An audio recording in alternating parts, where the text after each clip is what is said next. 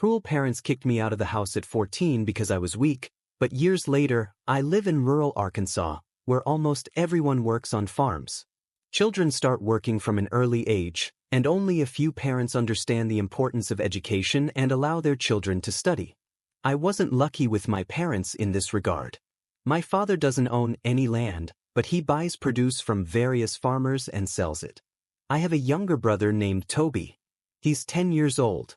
When I was in high school, although I didn't fully realize the value of education, I knew I wanted to be something more than just a farmer. But my father crushed my hopes. 2 days after my 14th birthday, he called me into his room and told me it was time to drop out of school. He said he had arranged with his friend, who owned a huge farm, that I would become one of the hired workers. I was 14, skinny, and weak, lacking the physical endurance of my peers, and I didn't even know if I could develop it. You could say it was because my parents barely fed me and my brother. The news hit me hard, but I had no say in the matter and couldn't challenge their decision. So, I said goodbye to my education. On my first day working at the farm, I fainted from exhaustion. I couldn't describe the chaos that ensued.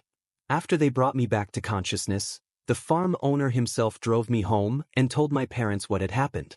But they were more concerned about whether I'd go back to work in the fields the next day. I was hurt by his indifference, but his friend's response was unexpectedly comforting. He refused to take me back to the farm, deeming me unfit for such work. My father tried to convince him otherwise, but the friend didn't want to get involved in any trouble. He left, and my parents were furious with me for days. My younger brother watched all of this in horror, knowing the same fate awaited him in 4 years, or perhaps even sooner.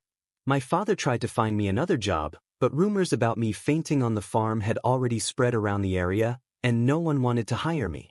My home turned into a living hell. My parents looked at me with irritation, believing I couldn't do anything right. They cut my food portions but still complained that I ate too much. Something was out of place, they always blamed me. I even started to feel like they'd soon complain that I was breathing too much air in the house. I thought it would be better to return to school than to sit around doing nothing. One evening, I approached my parents with this suggestion, and I immediately realized what a terrible idea it was. I walked into their room, and their faces twisted in disgust at the sight of me. I said I needed to talk about something important, and my father told me to hurry up. I started explaining that instead of idling at home, it would be better for me to go back to school. My mother got out of bed and walked past me as if she were heading to the bathroom. But as I continued talking, there was a loud slap, and I saw a flash before my eyes. She had hit me across the face. I staggered, and she threatened to deal with me if I didn't shut up immediately.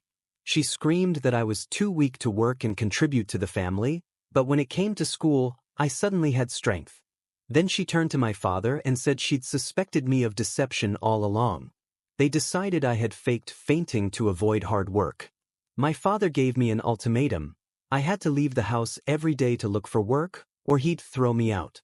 If I didn't start earning money within a week, they'd kick me out. And sure enough, a week later, when I still hadn't found a job, my father kept his word. My parents simply ignored me when I told them I couldn't find work. I didn't know they were already preparing my official departure. I was in shock when Child Protective Services showed up at our house. My parents claimed they could no longer care for me and asked for me to be taken to an orphanage or shelter. The social workers came to verify whether my parents were telling the truth or if this was just a way to get rid of a child. I listened as my parents complained about hard times, saying it was difficult to feed both me and my brother. They claimed they could only care for one child. After their statement, the social workers said that before placing me in an orphanage, they would first check if there were any relatives willing to take me in. My father immediately said his only living relative was his cousin, Uncle Jeff, who lived in the city. But he quickly started making excuses, saying he hadn't seen him in years and wasn't sure if Jeff could take me in. He claimed he'd last heard from Uncle Jeff 7 years ago and that Jeff had been in a bad financial situation at the time. However, he hadn't called him in all those years and didn't know his current circumstances. The truth is, Uncle Jeff might well have been in a position to help me, but whether he'd want to was another question. My parents knew he probably wouldn't be willing. Years ago, Uncle Jeff had lived with us. He went to college despite my father's protests, who still considers education a waste of time. I remember how my father constantly argued with him, accusing him of wasting time. Jeff graduated college and wanted to continue his education but lacked the money, so he started looking for work without success. My father grew angry and eventually kicked him out, saying he could no longer feed him. Uncle Jeff tried to explain that he was doing his best, but my father stood firm, blaming him for wasting time and money on education. In the end, Uncle Jeff moved to the city and never returned. And now I have a question. If you were in Uncle Jeff's shoes, would you agree to take in the son of someone who once kicked you out and never checked on you in all those years? The social workers promised to contact him and find out his answer. I'm worried because I think Uncle Jeff won't want to take me, and then I'll be sent to an orphanage. I suppose I'll soon find out my fate. Update 1. It's been several years since I promised to keep you updated, and I apologize for the long silence. Too much has happened in my life. I'm now 19. The social workers informed my parents that Uncle Jeff agreed to take me in. My parents were as surprised as I was. They were certain Uncle Jeff would respond to their cruelty with the same indifference. However, they were even glad to finally get rid of me, eagerly awaiting the day the social workers would take me to Uncle Jeff. My parents kept saying that since I'd chosen Jeff's path, I'd end up like him, nothing. Their words weighed heavily on me, but everything changed when I arrived at Uncle Jeff's. The day they took me away, the only one genuinely upset about my departure was my younger brother, Toby. He ran after me, hugged me, and cried, begging me not to leave. I can't describe the pain I felt. I cried too.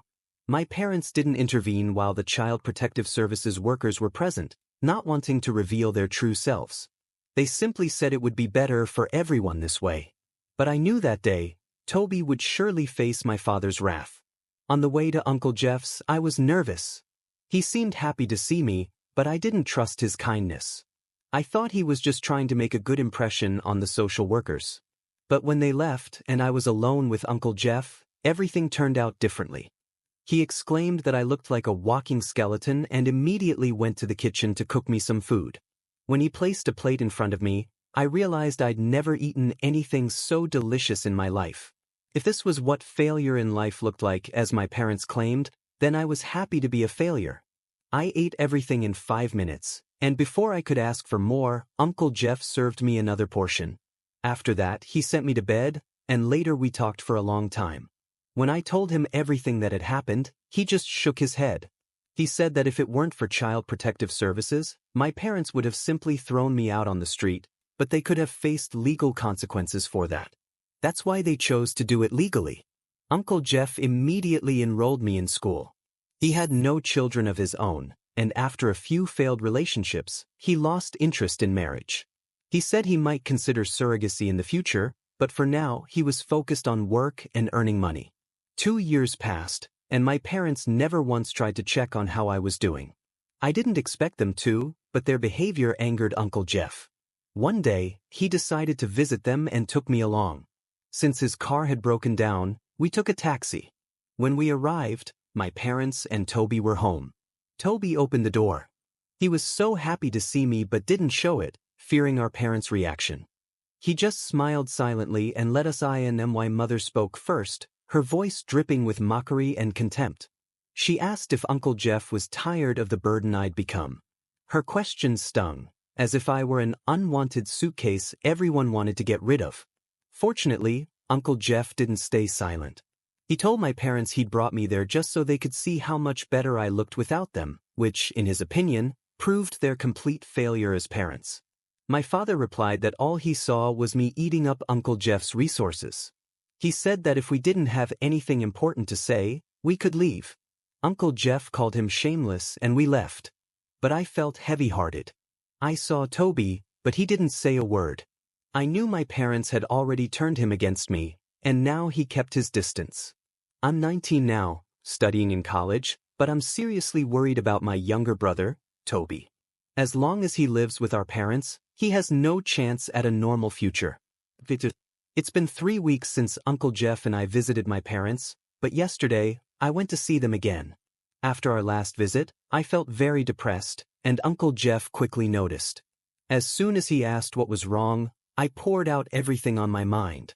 I told him the reason for my state. Toby had always dreamed of a better life, but he'd never achieve it while living with our parents. To do that, he needed to study, but our parents were adamantly against school. Moreover, my relationship with my brother was becoming more strained, and I couldn't accept that. Uncle Jeff agreed that Toby's situation was difficult, but as long as he lived with our parents, nothing could be changed. I thought if the problem was that Toby lived with them, the solution was simple. Take him to live with me. I was sure my parents would agree easily, since they'd once wanted to get rid of me too. But Uncle Jeff anticipated my thoughts and, before I could suggest the plan, said the issue wasn't that he couldn't or wouldn't take Toby, it was that my parents wouldn't let him go. I insisted on trying anyway, and he said I could, but he had no intention of dealing with my parents anymore. I went to see them yesterday. Predictably, they weren't happy about my visit. My mother wasn't home, just my father and Toby. I said I'd come to talk about my brother and that I wanted him to move to the city and go to school. My father stared at me silently for 2 minutes before asking, "Do you think I don't care about my son's future?" The answer was obvious, but I didn't want to provoke a conflict, so I calmly said I just wanted Toby to choose his own path. My father exploded instantly. He yelled that his opinion mattered more than Toby's wishes, true parental tyranny. He didn't even consider that Toby was standing nearby, hearing every word. Toby is 15 now, and my father is repeating the same scenario with him that he did with me. He's already forced him to drop out of school and is preparing him for a life Toby didn't choose. I don't know where I found the courage, but I'm grateful to myself for saying it like it was. I told my father that by forcing Toby to follow his dreams, he'd only plant hatred in him. My father smirked contemptuously and said Toby would thank him for it in the future. At that moment, Toby couldn't hold back and started sobbing. My father looked at him, then turned to me and told me to get out and never come back. I stood up and left. Uncle Jeff was right. I'm not going to give up and let my parents ruin Toby's life the way they tried to ruin mine. Toby is 15 now, which means in 3 years, he'll be able to make his own decisions and won't have to obey our parents anymore. I just hope that by then, he won't break and adopt their twisted worldview as normal. Update 3. I'm 21 now. Financially, you could call me successful, but despite that, my heart is incredibly heavy as I write these lines. You might be wondering how I achieved this in just 2 years. 2 years is enough for a life to turn upside down, right? I'm kidding. Truthfully, it's not my accomplishment. My net worth exceeds $500,000, but I didn't do anything special to earn it. I was simply living with Uncle Jeff, trying to forget I ever had parents. Everything was going smoothly until I started noticing that Uncle Jeff wasn't feeling well. I was worried, but when I asked him about it, he assured me everything was fine. His words calmed me until one day he started talking about how important it is to stay strong, even when alone. It seemed strange, but I didn't think much of it. Then he asked what I'd do if I inherited all his wealth. I started talking about how I'd set up a scholarship fund for rural kids who don't have the opportunity to study.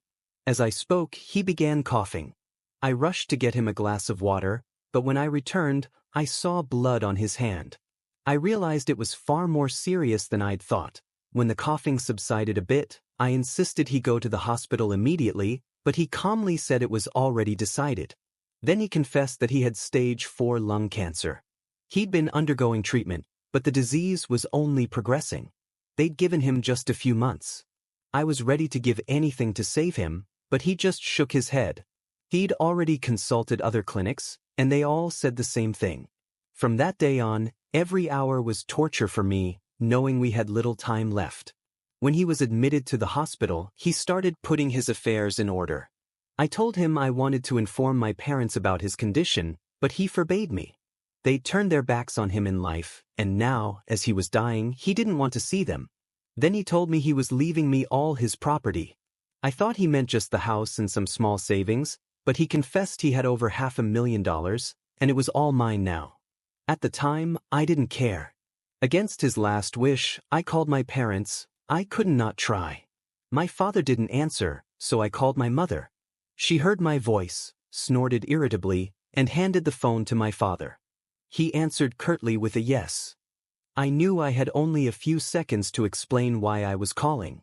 I started saying that Uncle Jeff was seriously ill and in the hospital. Before I could mention he had only weeks left, my father exploded. He yelled that after Uncle Jeff and I had disrespected him, I was now calling to ask for money. But the worst came next. He said that even if both Uncle Jeff and I were dying, he wouldn't give us a cent of his money. This man was a monster. If I'd just listened to Uncle Jeff and not called them, I'd have been spared this. I wanted to find a peaceful resolution, but their selfishness was unbearable. I hung up.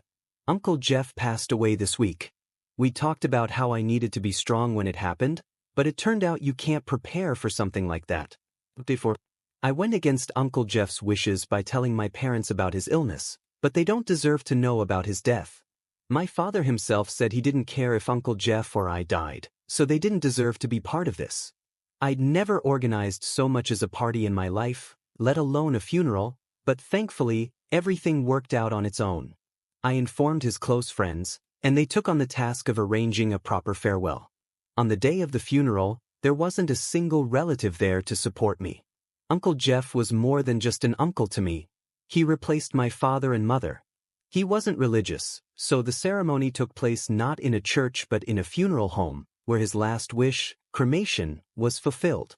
When it was time to say goodbye, I approached the coffin first. Uncle Jeff lay there as if he were just sleeping. I'd have paid any amount of money for this to be a dream. I didn't have the strength to hold back and broke down crying like a child. Stepping aside into a corner, I tried to collect my thoughts, but then I heard a familiar voice. Someone said Uncle Jeff was a kind soul. I turned and saw my parents standing among his friends, pretending they'd been close to him. Pain instantly turned to rage, and I headed toward them. I didn't know what I was going to do, but I knew one thing: they shouldn't be here. When I approached, my mother asked with feigned confusion why I hadn't told them about Uncle Jeff's death. I replied that he wouldn't have wanted them at his funeral. Then I asked them to leave. My mother declared that I had no right to decide who could be there. At that moment I was called. It was time for the cremation. I left my parents without a response and went to fulfill Uncle Jeff's request. When it was over, I thanked everyone for attending and invited people to my house for a small meal. I was already talking with guests when my parents walked into the house. They were visibly shocked by how nice it was. They clearly hadn't expected Uncle Jeff to have built such a home. Approaching me, my father asked if it was true that this was his house. I calmly stood up from the couch, looked at them, and said that Uncle Jeff had indeed built this house, but now it was mine. My mother didn't believe me and asked what I meant. I confirmed that Uncle Jeff had left me everything, including $500,000. Their faces froze, but before they could find words, I coldly said, "Now get out of my house." The guests were stunned. My father started protesting, claiming they were still my parents and I had no right to treat them this way. But I called security and demanded they be removed.